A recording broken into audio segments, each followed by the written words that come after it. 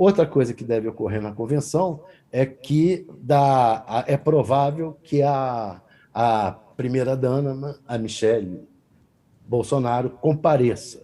Ela que tem tem evitado participar de atos de campanha. Parece que o Bolsonaro dobrou a Michele e ela vai estar lá, mas não deve falar. O Bolsonaro teve uma conversa aqui em Brasília com a Damares, também enquadrou a Damares, tirou a Damares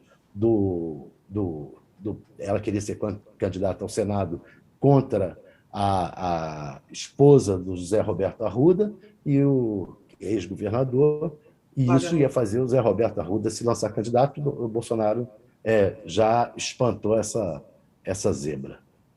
Olha aí então, né, a informação do Thales Faria trazendo que a Michelle vai comparecer então, mas não deve falar, a gente vai acompanhar também